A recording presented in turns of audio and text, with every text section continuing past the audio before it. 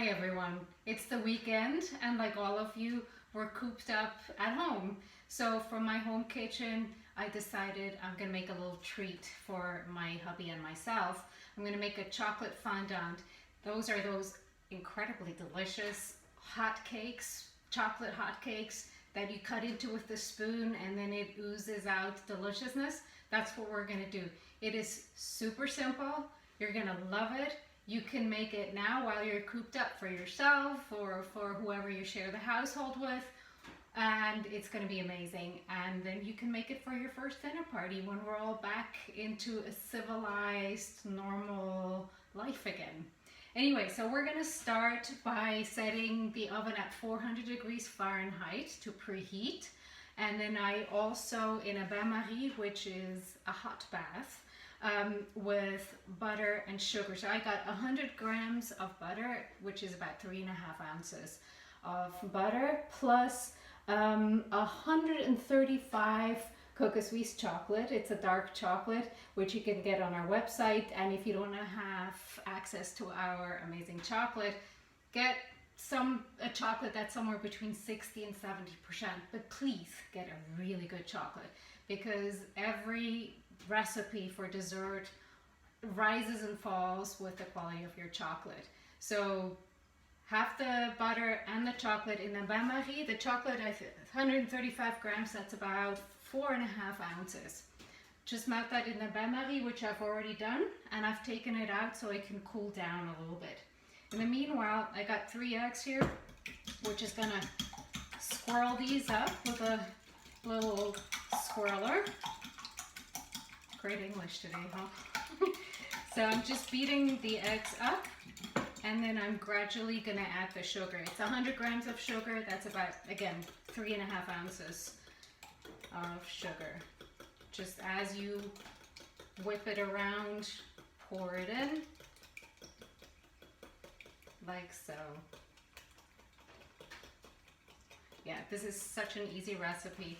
Takes a few minutes to prepare the ingredients, few minutes to put it together, and that's it, done and done. And it makes up for an amazing dessert. And you can either serve it naked, which is how I personally like it, or with a scoop of ice cream, vanilla ice cream, or with a raspberry coulis, which is like a little raspberry sauce. Take some fresh raspberries, a little bit of sugar, just a tiny bit of lemon juice, and heat it up, mash it around, and you have a really delicious raspberry sauce. So that's nicely mixed. Then we're gonna add a little pinch of salt and vanilla. I know in America, usually vanilla is mixed with bourbon. I don't know, I'm just not really into that. I'm not into the bourbon in my baking, and I feel it's just not strong enough. So I use either real vanilla, like vanilla pots, or vanilla sugar, or if I want a real vanilla punch, I make the one exception in my cooking, in my cosmetics, in my general usage of ingredients where it's not natural, that I use vanillin. So it's basically artificial vanilla, but it's delicious. I grew up with it, so I'm just impartial to it. So I add about a teaspoon of it roughly, and you'll see it's really very strong vanilla flavor, and it doesn't have other tastes of the bourbon that sort of interferes, so to speak. So mix it all up nice and easy, and then let's see how warm these, yeah, the butter and the chocolate, now it's just body temperature roughly, and even still I'm gonna pour it in slowly so that the warmth from the butter and the chocolate is not gonna solidify the egg. So while I pour it in, at the same time I keep beating the egg. I just pour it in gradually. There we go. Wow, the smell from the chocolate, the butter, the vanilla, it's already just, it is a feast for your senses. And then it's going to be even better when you get to eat it. And then we'll scoop it out. We don't want to leave anything left over in that bowl. Can never waste chocolate. That's just bad karma in my book. All right.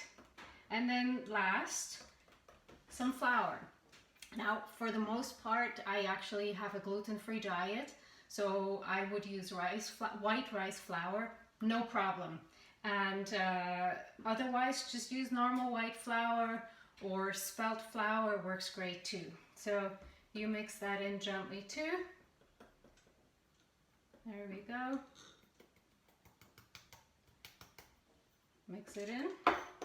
And that's already the end of this magic production of this. And then all we have to do is butter out the ramekin forms and pour it in. And that's it. Welcome back. So we mixed in the flour. In the meanwhile, I buttered out the ramekins that have the parchment paper at the bottom and the really nice buttery side on the dish. So we'll just pour out the mixture. It's a nice thick yumminess. And these guys are ready for the oven. So preheated the oven at 400 degrees. They're going to go in for 10 to 12 minutes. We got a little mess on the side. So 10 to 12 minutes. It depends on your oven. If you have a convection oven, it might take just a smidgen less long actually in my experience, but just try it out. One of the tests that I do is if I very, very super gently touch the top and it still comes away with some chocolate batter on my hand, I know it needs to go a little longer. Now, I personally like it very liquidy on the inside, so I keep it on the, 10-minute side of things. If you like it a little bit more baked, obviously do more. And it's very important that you have 1, 2, 3, 4 test runs, right? No, just kidding. But anyway, so these babies are going to go in now, and I'll show you afterwards how to remove them and serve them up on a dish. See you then.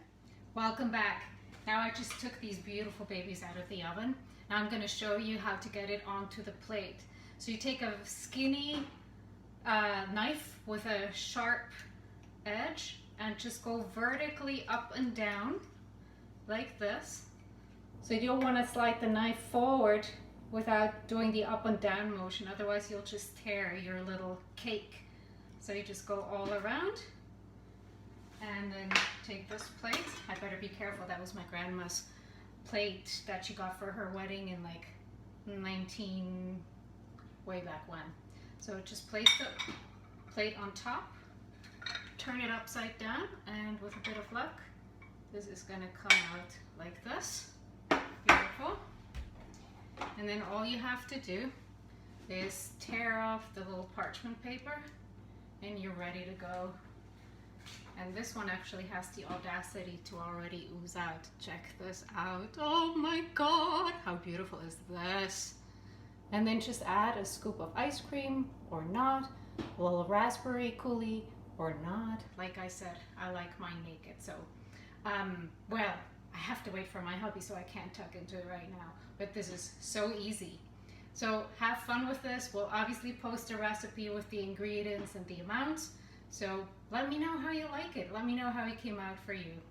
Stay safe, stay at home, cook up a storm, and be well.